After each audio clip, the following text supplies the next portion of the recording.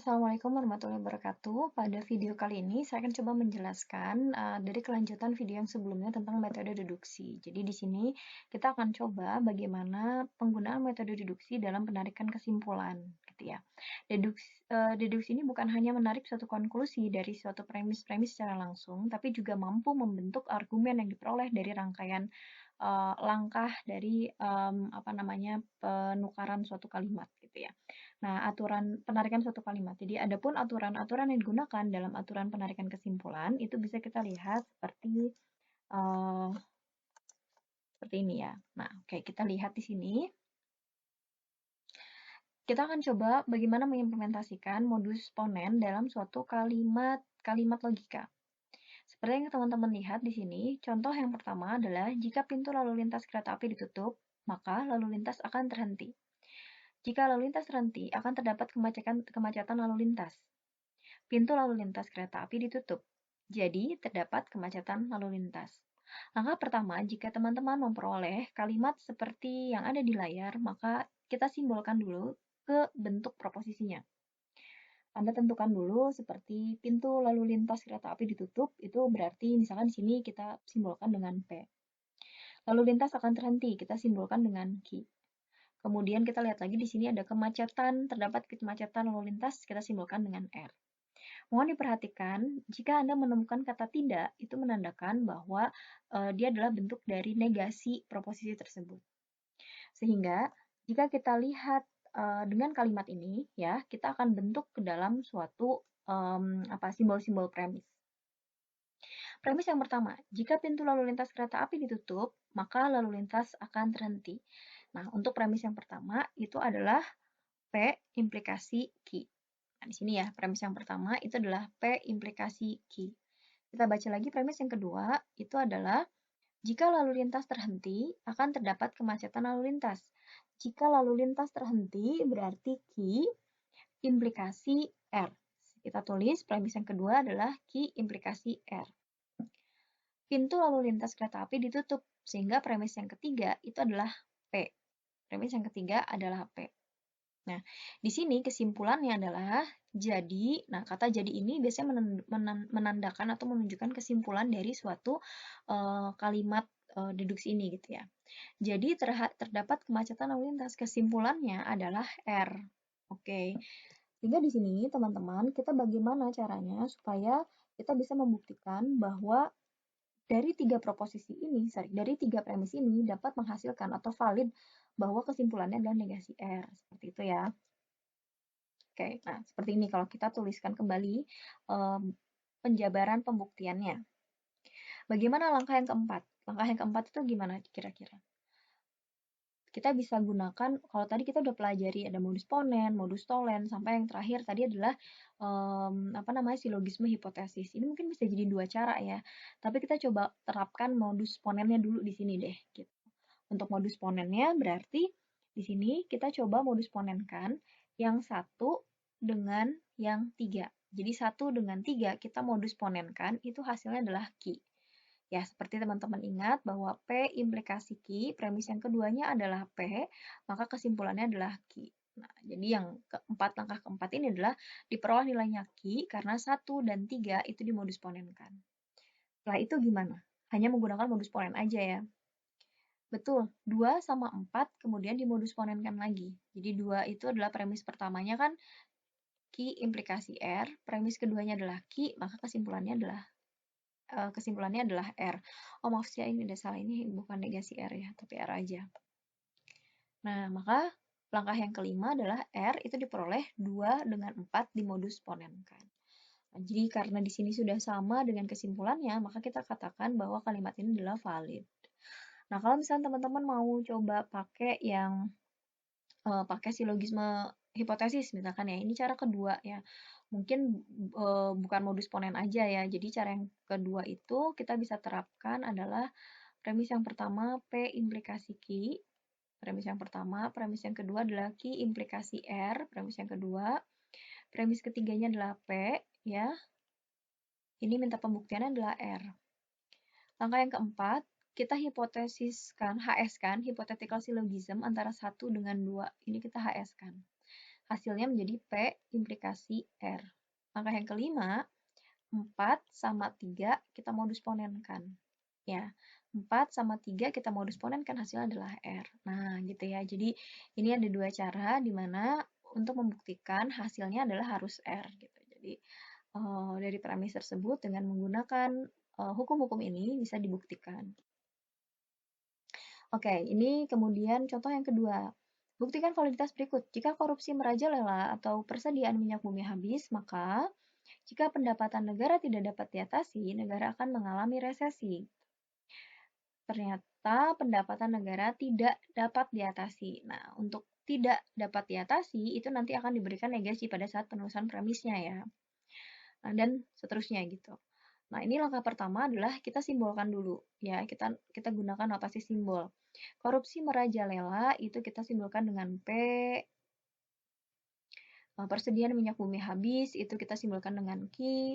Pendapatan negara dapat ya. Kalau di sini kan pendapatan negara dapat diatasi gitu ya. Pendapatan negara dapat diatasi itu adalah kalau di sini adalah S.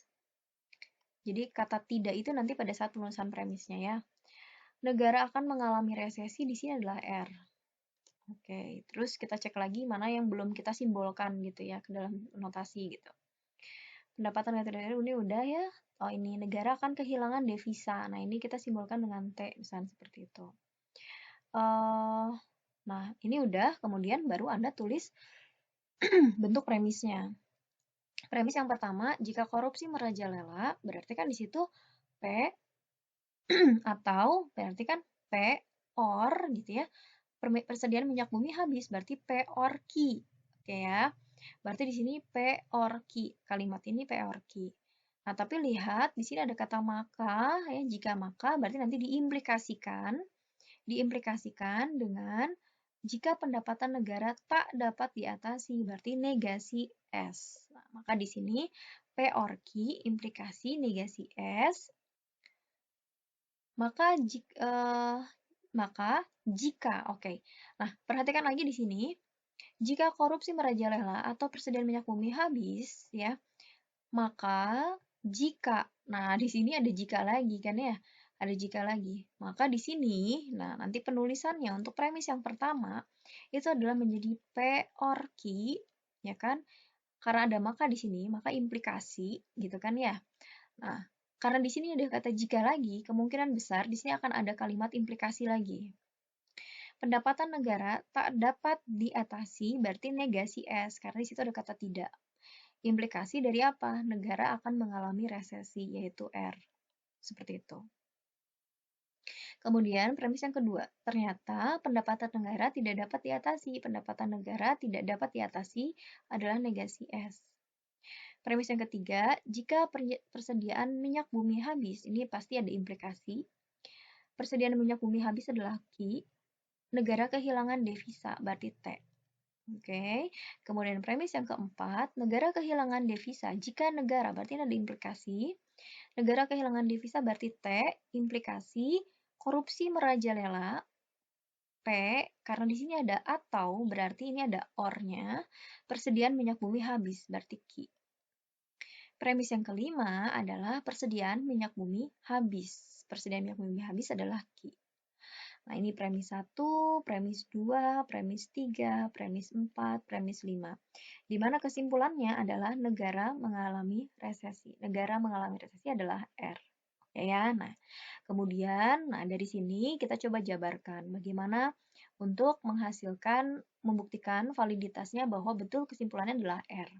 Apa yang harus dilakukan? Pertama, kira-kira ya, 3 sama 5, 3 sama 5 modus ponenkan. Hasilnya menjadi T. Jadi langkah 6 itu adalah T karena 3 dan 5 dimodus ponenkan. Kemudian apalagi yang harus dilakukan? Betul, 4 dan 6 dimodus ponenkan. 4 sama 6 ya, karena T-nya sama di sini dan ini implikasi, maka kita modus ponenkan hasilnya menjadi P or Q karena 4 dan 6 dimodus ponen. Setelah itu betul, 1 sama 7 kemudian dimodus ponenkan lagi. 1 sama 7, karena di sini udah P OR Q, di sini juga P OR Q, udah sama kan? Berarti kesimpulannya adalah negasi S implikasi R itu diperoleh ketika 1 dan 7 dimodus ponenkan. Setelah itu apa yang dilakukan supaya bisa dapat R? Betul, 8 dan 2 kemudian kita modus ponenkan. 8 ya dengan 2 kita modus ponenkan. Ini karena sama-sama bernegasi sehingga tidak kontradiksi ya. Jadi hasilnya adalah sama dengan R. Nah, ini sudah terbukti. Nah, ini juga sebenarnya teman-teman bisa lakukan dengan cara yang lain mungkin ya. Jadi ini sama dengan kita mengerjakan hukum logika. Jadi dari satu kasus ini bisa dikerjakan dengan beberapa cara. Seperti itu ya teman-teman ya. Baik, kemudian adalah modus tolen. Oke ya. Untuk modus tollens, diingat-ingat kembali bahwa premis yang pertama itu bentuknya adalah implikasi. Jadi P implikasi Q, sementara premis yang kedua itu adalah kontradiksi dengan premis yang pertama. Sehingga kesimpulannya juga kontradiksi seperti dari premis yang pertama. Jadi kalau premis pertama adalah P implikasi Q, premis yang kedua adalah negasi Q, maka kesimpulannya adalah negasi P, seperti itu. Kita akan coba implementasikan dalam satu kalimat ya. Misalkan di sini kita punya premis satunya P implikasi Q, premis kedua Q implikasi R, premis tiganya negasi P implikasi S, premis keempatnya negasi R, kita membuktikan nilainya harus S. Coba gimana caranya untuk bisa dapat kesimpulannya adalah S. Langkah yang kelima berikutnya adalah 2 dan 4. Nah, jadi paling gampang cari deh proposisi gitu ya, premis tunggal gitu ya, premis tunggal. Atau kalau bentuknya kayak gini, sebenarnya mungkin ada cara kedua. Dilakukan apa? Hipotesis, hypothetical syllogism atau HS itu tadi ya, syllogisme hipotesis. Nah, karena di sini ada yang tunggal, jadi kita bisa ngerjain lebih mudah sebenarnya. Jadi di sini langkah yang berikutnya adalah 2 dan 4 dimodus tolenkan. Hasilnya adalah negasi Q. Ingat ya, kalau modus tolen, hasilnya juga kontradiksi dengan premis yang pertamanya gitu ya. Jadi karena di sini negasi R, berarti hasil di sini adalah negasi Q. Kemudian apa yang dilakukan lagi? 1 sama 5 dimodus tolenkan dapat negasi P. Nah, betul ya. 1 sama 5 itu kita modus tolenkan. Jadi P implikasi Q dengan negasi Q gitu kan ya, premis keduanya negasi Q, maka hasilnya negasi P. 1,5 dimodus tolenkan. Langkah berikutnya adalah untuk dapat S, betul, 3 sama 6 dimodus ponenkan, bukan modus tolen, karena si 6 ini negasi P kan tidak kontradiksi dengan si nomor 3, jadi nggak bisa dimodus tolenkan. Lagi pula yang kita ambil adalah S-nya kan, ya. Jadi 3 dan 6 dimodus ponenkan hasilnya adalah S, sehingga terbukti nilainya sudah betul gitu ya. Nah, mudah-mudahan dari sini sudah bisa difahami. Cara kedua bisa kita terapkan kalau kita mau pakai silogisme hipotesis. Cara yang kedua itu saya tulis dulu premisnya. Oke, nah cara yang kedua itu kita bisa terapkan yang pertama adalah HS ya. Cari karena ada implikasi-implikasi, maka teman-teman bisa terapkan yang HS karena HS itu kan dia premis satunya implikasi, premis dua juga implikasi. Nah, kita cek ya. Nah, di sini kebetulan premis 1 dan premis 2 dia punya ada kesamaan proposisi yaitu Q. Nah, sehingga kita lakukan aja 1 sama 2, kita HS-kan, kita peroleh berarti sisanya ya, ini kan Q-nya kita coret berarti P implikasi R. Gitu ya. Nah, kemudian setelah itu ingat kita mau ngambil nilai S. Nah, S itu ada di sini nih. Ya kan? Nah, oleh karena itu, gimana caranya supaya kita dapat S di sini? Nah, langkah ke-5-nya udah dapet, langkah ke-6-nya apa? Langkah ke-6-nya adalah 5 dan 4 dimodus tolenkan. Ya, 5 dan 4 dimodus tolenkan karena kontradiksi di sini ya, nggak boleh pakai modus ponen. Hasilnya adalah negasi P, ya. P implikasi R, premis keduanya negasi R, maka hasilnya adalah negasi P. Setelah itu, langkah yang ketujuh adalah 3 dan 6 dimodus ponenkan. 3 dan 6 kita modus ponenkan ya, karena di sini proposisinya sama, negasi P, maka di sini hasilnya adalah sama dengan S. Nah, ini sudah terbukti benar. Oke ya, jadi ada dua cara di mana kita bisa menyelesaikan permasalahan ini. Oke, di next video kita akan coba bahas dari implementasi hukum-hukum yang sudah kita bahas di video sebelumnya. Terima kasih banyak. Wassalamualaikum warahmatullahi wabarakatuh.